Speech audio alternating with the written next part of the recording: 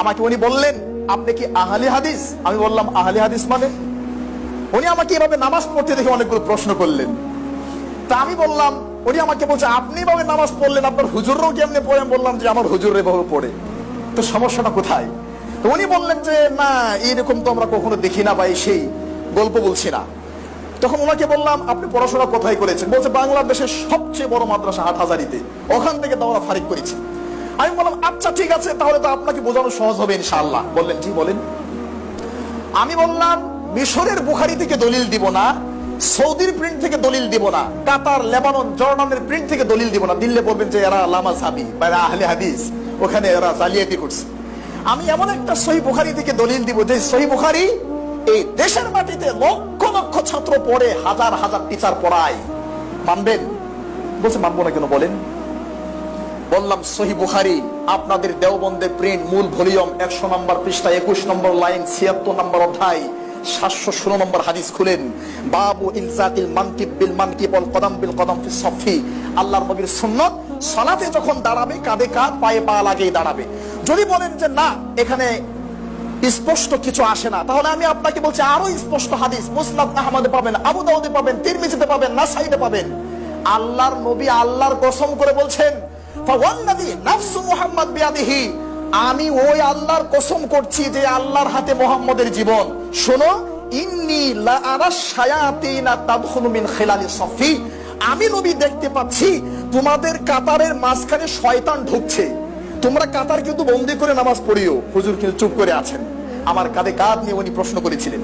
আচ্ছা হুজুর 2 নম্বর প্রশ্ন করলেন, আপনি যে হাত আপ ডাউন করলেন, এটা আবার কেন করলেন? আমরা তো জানি এটা সাহাবীরা মূর্তি পূজা করতো, ইসলাম গ্রহণ করার পরে মূর্তি পূজার ভালোবাসা ছাড়তে পারে না, এই জন্য গোপনে গোপনে এটা করতো।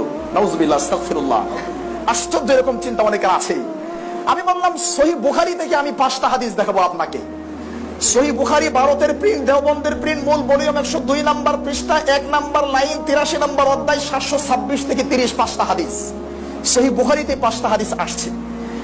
এরপরে গুরুত্বপূর্ণ আরেকটা তথ্য আপনাকে দেই, যারা আলেম তারা অথবা সাধারণ মানুষ দেখবেন। দেওবন্দের প্রিন্টটা খুলবেন, খোলার পরে 102 নম্বর পৃষ্ঠা খুলবেন, খুলে হাতের ডান সাইডে টিকা দেখবেন, টিকা। এই 5টা হাদিসকে উঠায় দিতে পারে নাই, হাত দিতে পারে নাই। ওই টিকার মধ্যে তারা, আমি বললাম, 18 জন বড় বড় স্কলারের নাম লিখছে। সেখানে ইমাম বুখারী, তার উস্তাদ আহমদ বিন হাম্বল, ইমাম শাফি সহকারে অনেকে আছেন যারা রফুল এদানের পক্ষে। এরপরে তারাই তাদের বুখারীর টিকাতে লিখছে, আপনারা কষ্ট পাচ্ছেন? এগুলো কি বিতর্কিত হয়ে যাচ্ছে? রুবিয়ার রফউ নাইফ ওয়া সালাসুম মিনাস সাহাবা, যে রফুল এদানের হাদিসটি আল্লাহর নবীর 30 জনের অধিক সাহাবী থেকে বর্ণিত হয়েছে। লাকিন ইনদা আবি হানিফা ওয়া আসহাবিহি লা ইয়ারফাউ ইয়াদাইহি ইল্লা ফি তাকবীরাতিল উলা, কিন্তু ইমাম আবু হানিফা এবং তার শাগিরদরা একবারের বেশি করে না, তাই আমরা করতে পারছি না, দুঃখিত। কি বুঝলেন? 5টা হাদিস এখনো জ্বলন্ত, জীবিত আছে সহিহ বুখারীতে। 5টা হাদিসের উপর কলম ধরে তারা বলছেন যে না, এটা ঠিক আছে, কিন্তু আমাদের এখানে ইমাম আবু হানিফা রাহিমাহুল্লাহর মাযহাবে নেই, তাই আমরা এটা করতে পারছি না। আই এম সরি, নাউজুবিল্লাহ, আস্তাগফিরুল্লাহ। চলেন এভাবে হাত ধরা, বললাম এভাবে হাত ধরা হাদিস সহিহ বুখারী, আপনাদের দেওবন্দের প্রিন্ট, মূল ভলিউম, 102 নম্বর পৃষ্ঠা, 19 নম্বর লাইন, 87 নম্বর অধ্যায়, 731 নম্বর হাদিস খুলেন। এরপরে যদি বলেন যে সরাসরি বুকের উপর, সহিহ বুখারীতে আসছে এটা, বুকের উপরও না, নাভির নিচেও না, এভাবে সরাসরি বুকের উপর হাদিস যদি পেতে চান প্রিয় ভাই, তাহলে আবু দাউদ দেওবন্দের প্রিন্ট, মূল ভলিউম, 110 নম্বর পৃষ্ঠা, 3 নম্বর লাইন খুলেন, 759 নম্বর হাদিস। অবশ্যই ওই হাদিসটা আপনাদের কিতাব থেকে উঠিয়ে দেওয়া হয়েছে, পরে বলছি ওইটা। বুকে হাত ধরার হাদিসের কথা বললাম, রফুল এদানের কথা বললাম, কাঁধে কাঁধ, পায়ে পা লাগানোর কথা বললাম, জোরে আমিন বলার কথা বললাম। শুনেন, সহিহ বুখারী দেওবন্দের প্রিন্ট, মূল ভলিউম, 108 নম্বর পৃষ্ঠা, 6 নম্বর লাইন, 113 নম্বর অধ্যায়, 774 নম্বর হাদিস। এবার হুজুর বলছে, সবই তো ঠিক আছে, কিন্তু আমাদের মাযহাবে যে নাই। আল্লাহর সাক্ষী রেখে আল্লাহর নামে কসম করে বলছি, হুজুর আমরা এই কথাই বলছি, সবই তো ঠিক আছে, কিন্তু আমাদের মাযহাবে যে নাই। তাহলে আমি তখন সূরা নিসার 65 নম্বর আয়াত স্মরণ করলাম, যে ওই ব্যক্তি শুধু বলল, আল্লাহর নবী আপনার ফুফাতো ভাই, তাতে কি আপনি তাকে অগ্রাধিকার দিলেন? আর এই কথাতে যদি এই আয়াত নাজিল হয়, আল্লাহ নিজের নামের কসম করে বলছি তারা ইমানদার হতে পারবে না, তাহলে এই মৌলবী ইমানদার হয় কি করে? যে মৌলবী বলে সবই ঠিক আছে কিন্তু আমাদের মাযহাবে নাই। নাউযুবিল্লাহ, আস্তাগফিরুল্লাহ। এরপরে চমৎকার আরেকটি তথ্য আমি আপনাদেরকে দিতে চাই, সেটা ভালো করে শুনুন। কিছুদিন আগে আমি বাংলা বাজারে গেলাম কিতাব কেনার জন্য। আমার মনে খুব কষ্ট লাগে, আমাদের সহিহ আকীদার মসজিদগুলো ভেঙে দেওয়া হয়, মাদ্রাসাগুলোকে আঘাত করা হয়, আর বলা হয় যে লামাযহাবের বাহাস থেকে পালিয়ে থাকে, তারা বাহাস করে না, বাহাস বাহাস এই সেই বলে। এতদিন আমি এই বিষয়টা খুব গভীরভাবে চিন্তা করছি, আর এখন আমি আল্লাহর জন্য নিজেকে কন্ট্রোল করতে পারি না, আল্লাহর জন্যই আমি একটু অন্যভাবে চলার চেষ্টা করছি। আমি আজ থেকে আরো কয়েক মাস আগে বলছি, বাংলাদেশের ভূখণ্ডে সহিহ আকীদার কোন মসজিদ মাদ্রাসা যদি বিতর্কিত কোন আমল, সালাতে রফুল ইয়াদাইন করা, বুকে হাত দেওয়া, কাঁধে কাঁধ লাগানো ইত্যাদি, নামাজের পরে দোয়া, এই সমস্ত কারণে যদি বাংলাদেশের ভূখণ্ডে কোনো ভাই সহিহ আকীদার মসজিদকে ভাঙতে চান, আঘাত করতে চান, তাহলে সহিহ আকীদার যত আলেম আছে তারা যদি বসে আলহামদুলিল্লাহ বসবে, কেউ যদি না বসে ইনশাআল্লাহ আমি একজন ক্ষুদ্র নগণ্য মানুষ, আমি আপনার সাথে বসতে রাজি আছি, মৃত্যু পর্যন্ত আমি বসবো আপনার সাথে ইনশাআল্লাহ। এই মর্মে আমি কিছু কিতাব কিনতে গেলাম, বাংলা বাজার গিয়ে আবু দাউদ খুললাম। আবু দাউদ খুলে দেখি নাভির নিচে হাত ধরার হাদিস নয়, বুকের উপরটা নয়, 5টা হাদিস, 4টা হাদিস আবু দাউদ থেকে সরে গেছে। তো হুজুরে বললাম ব্যাপারটা কি? আমি তো আবু দাউদ কিনবো না, না এটা কিনতে হবে, কষ্ট করে বের করে দিয়েছি আপনাকে। আমি বললাম 4টা হাদিস কোথায় গেল?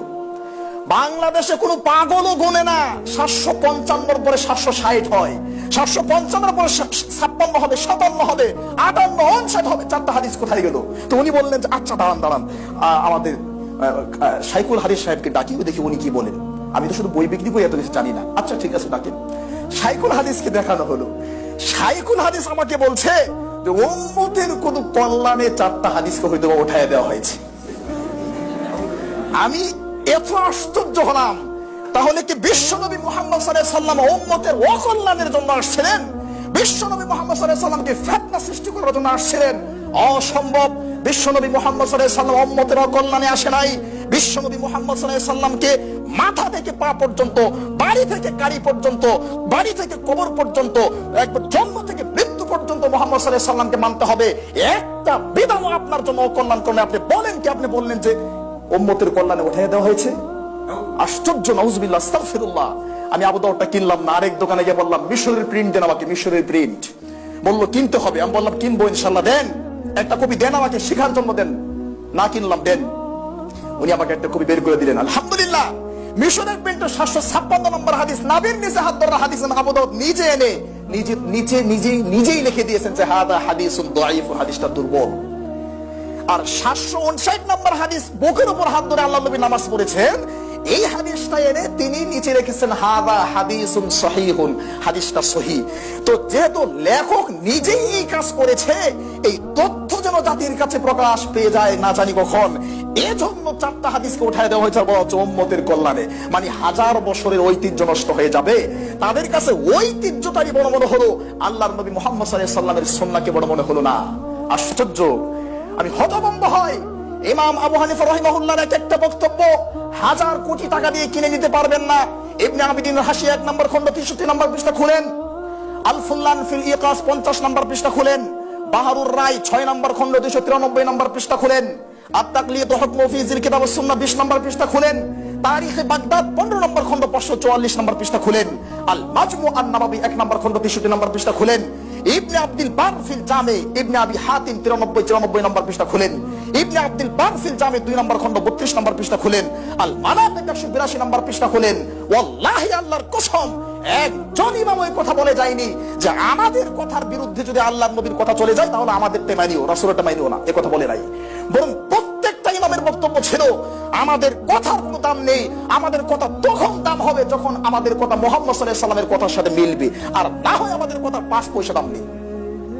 কিন্তু আজকে মুহাম্মদ সাল্লাল্লাহু আলাইহি ওয়াসাল্লামের কথাকে বলছে উম্মতের কল্যাণের জন্য উঠিয়ে দেওয়া হচ্ছে, আর বলা হচ্ছে যেটা আমাদের মাযহাবে নেই। প্রিয় ভাইয়েরা, কাউকে কষ্ট দেওয়ার জন্য নয়, আমি চাচ্ছি, এতটুকু বলতে চাচ্ছি যে আপনারা অন্যকে গালিগালাজ করার আগে অন্তত পক্ষে গালিগালাজটা বন্ধ করুন। অন্যের ঘর, আল্লাহর ঘর ভাঙার আগে অন্তত পক্ষে আপনার হাতকে রুদ্ধ করুন। আল্লাহর ঘরে মানুষকে যেতে বাধা দেওয়ার আগে অন্তত পক্ষে আপনি নিজের ঈমানকে ঠিক করুন। কেন আপনি আল্লাহর ঘরে বাধা দেন? আপনি কি সেই আয়াতটি পড়েন নাই? কোরআনুল কারীমের 1 নম্বর পারা 17 নম্বর পৃষ্ঠা 5 নম্বর লাইন, ওমান আসলামু মিম্মান মানা মাসাজিদাল্লাহ, ওই ব্যক্তির চেয়ে জালেম আর কে হতে পারে যেই ব্যক্তি আল্লাহর ঘরে আল্লাহর বান্দাদেরকে বাধা দেয়। আয়াতের তাফসীর খুলেন, ইবনে কাসির খণ্ড 1 মূল ভলিউম খুলেন।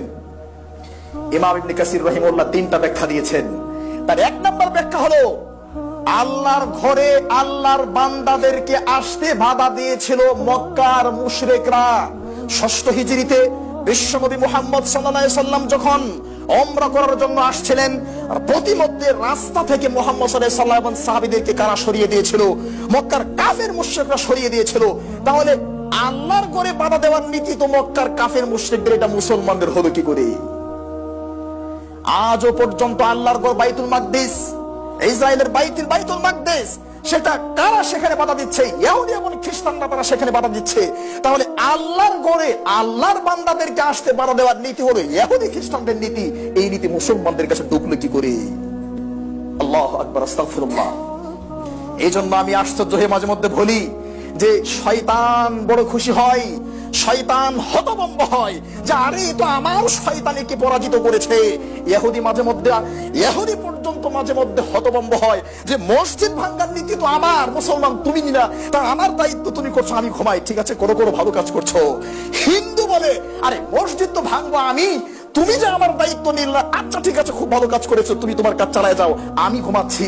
বৌদ্ধ বলে মসজিদ ভাঙ্গার নীতি আমার, খ্রিস্টান বলে মসজিদ ভাঙ্গার নীতি আমার, ইহুদি বলে মসজিদ ভাঙ্গার নীতি আমার, খ্রিস্টান বলে মসজিদ ভাঙ্গার নীতি আমার। তো এরা তো সবাই খুশি, আর এদের সবার লিডার ইবলিস তো মহা খুশি যে আরে এরা তো আমার শয়তানিকে পরাজিত করেছে, এরা আল্লাহর ঘর ভাঙ্গে, এরা মুসলমানের গায়ে হাত দেয়। নাউজুবিল্লাহ, আস্তাগফিরুল্লাহ। অথচ এগুলো সুন্নত মুস্তাহাব নিয়ে মারামারি করার কোনো দরকার নেই। আমি হাজারবার বলেছি, যারা বুকের উপর করে তাদের নামাজ হবে, নামের নিচে বললেও হবে, আমিন আসতে বললেও হবে, জোরে বললেও হবে, এগুলো সুন্নত বিষয়, মারামারি করবেন না। তবে উত্তম অনুত্তমের প্রশ্ন আছে, নেকি কম বেশির প্রশ্ন আছে, এটা আমরা বলেছি। কিন্তু আমরা কারো মসজিদে আঘাত করতে চাই না, আমরা আল্লাহকে ভয় করি, আমরা মনে করি এটা আল্লাহর ঘর। আমরা মনে করি যারা কালিমা পড়েছে, শিরক করে নাই, তাওহীদকে নষ্ট করে নাই, তারা জান্নাতে যাবে, আজ হোক কাল হোক যাবে তারা জান্নাতে।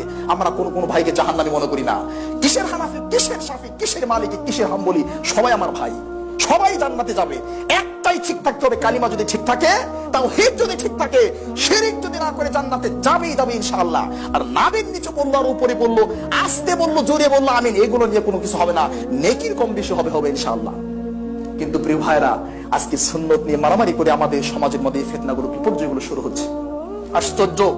আমি ওনাকে বললাম বুকের উপর হাত ধরার কয়টা হাদিস নেবেন? আপনি বললেন এটা মহিলাদের সালাত। সহিহ বুখারী 102 নম্বর পৃষ্ঠা খুলেন, মুসলিম শরীফের 173 পৃষ্ঠা খুলেন, সহিহ ইবনে খুজাইমার 20 নম্বর পৃষ্ঠা খুলেন, আবু দাউদের 110, 121, 128 নম্বর পৃষ্ঠা খুলেন, তিরমিজির 59 নম্বর পৃষ্ঠা খুলেন, নাসাইর 141 নম্বর পৃষ্ঠা খুলেন, ইবনে মাজার 58, 59 নম্বর পৃষ্ঠা খুলেন, মেশকাতের 75 নম্বর পৃষ্ঠা খুলেন, মুয়াত্তা মালিকের 174 নম্বর পৃষ্ঠা খুলেন, মুয়াত্তা মুহাম্মদের 160 নম্বর পৃষ্ঠা খুলেন, জাদুল মাদের 129 নম্বর পৃষ্ঠা খুলেন, হিদায়াত 101 নম্বর পৃষ্ঠা খুলেন। সহিহ বুখারী, আপনাদের সবচেয়ে বড় আলেম, 40 বছর বুখারী পড়িয়েছেন আল্লামা আজিজুল হক রাহিমাহুল্লাহ, রওয়াত খুলেন 435 নম্বর হাদিস। সহিহ বুখারী ইসলামী ফাউন্ডেশন আহলে হাদিসদের কোন দখল নেই, এটা বাংলাদেশ সরকারের সম্পদ, সেখানে কোনো স্বজনপ্রীতি চলে না। সহিহ বুখারী ইসলামী ফাউন্ডেশন অনুবাদ 2 নম্বর খণ্ড 702 নম্বর হাদিস খুলেন। সহিহ মুসলিম ইসলামী ফাউন্ডেশন 2 নম্বর খণ্ড 851 নম্বর হাদিস খুলেন। অসংখ্য হাদিস রয়েছে বুকের উপর হাত ধরার। কেন আপনাকে কেউ অনুমতি দিল বুকের উপর হাত ধরার কারণে আপনি মসজিদ ভেঙে দিচ্ছেন? আল্লাহর ভয় নেই? এটা আল্লাহর নবীর সুন্নাহ মনে হয় না? আপনি আশ্চর্য যুক্তি দেখাচ্ছেন যে আল্লাহর নবীর সাহাবীরা তারা মূর্তি পূজা করত, তো মূর্তি পূজার ভালোবাসা ইসলাম গ্রহণ করার পরেও ছাড়তে পারে নাই। এই কথা বলতে দেরি হবে, আপনাকে কাফের হতে দেরি হবে না। এই বিশ্বাস করতে দেরি হবে, আপনাকে জাহান্নামে যেতে দেরি হবে না। আরে আপনি তো জাহান্নামে যাবেন, ফেরাউন যেমন জাহান্নামী, আপনিও তেমন জাহান্নামী, আবু জাহেল যেমন জাহান্নামী, আপনিও তেমন জাহান্নামী। কেন? আপনি সাহাবীদের বিষয়ে বলছেন তারা মূর্তি পূজা পছন্দ করে।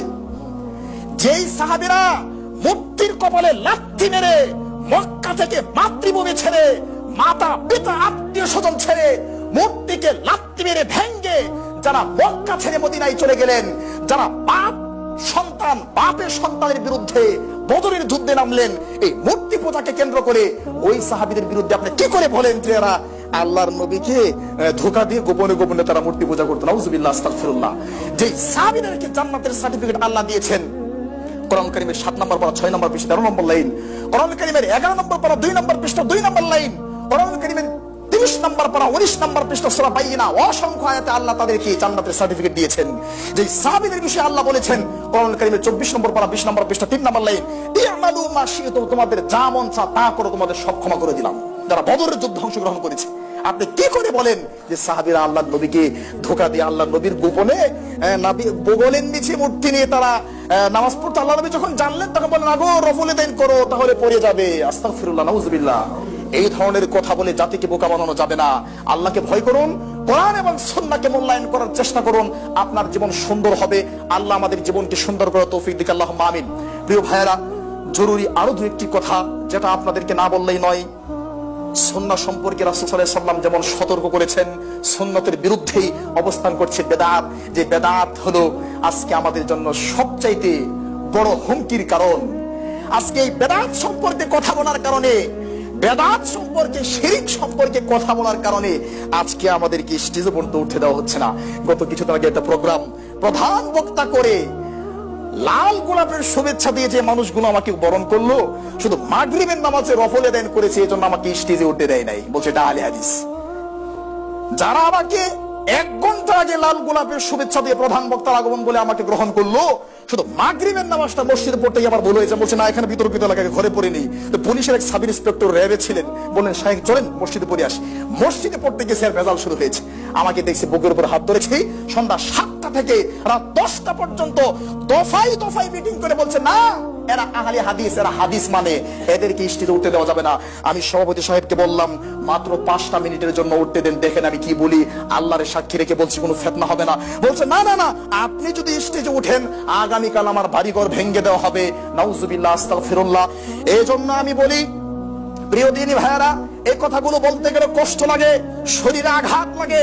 এই জন্য আমি বলি এই নোংরা পরিবেশ, নাজুক পরিবেশের জন্য বাংলাদেশের রিক্সা চালক, ভ্যান চালক, কুলি মজুররা দায়ী নয়, সাধারণ মানুষ দায়ী নয়। এই নাজুক পরিস্থিতির জন্য আমার মতো 3 নম্বর শ্রেণীর আলেম যারা বিদ্যা শিখে, বিদ্যাকে মূল্যায়ন করে না, যারা কোরআন হাদিস জানে মানুষের কাছে প্রচার করে না, এই ধরনের আলেমরাই দায়ী। কারণ সাধারণ মানুষ এগুলো জানে না, বোঝে না। কেন আপনি বলছেন না যে না এই হাদিসগুলো সহিহ, আহলে হাদিসরা যেটা করছে ঠিক আছে, তোমরা তোমাদেরটা করো, কোনো সমস্যা না, কেন বলছেন না?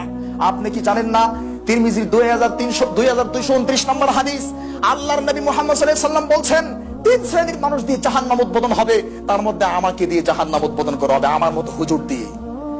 আপনার মতো হুজুর দিয়ে জাহান্নাম উদ্বোধন হবে, আপনার মতো হুজুর জাহান্নামে যাবেন। ফাতানতালিকু আফতারা বাতানিহি, আপনার নারী বুড়িগুলো এভাবে ঘুরতে থাকবে, ভালো তখন মানুষ আপনাকে বলবে, জাহান্নামীরা বলবে ও হুজুর মুফতি সাহেব আপনি জাহান্নামী কেন গো, আপনারা মুফতি সাহেব ছিলেন, আমাদের ফতোয়া দিতেন। তখন মুফতি সাহেব বলবে আরে কুনতু আমরু বিল মারুফ ওয়ালা আতি, আমি তো তোমাদেরকে ভালো কথা বলতাম কিন্তু আমি করতাম না।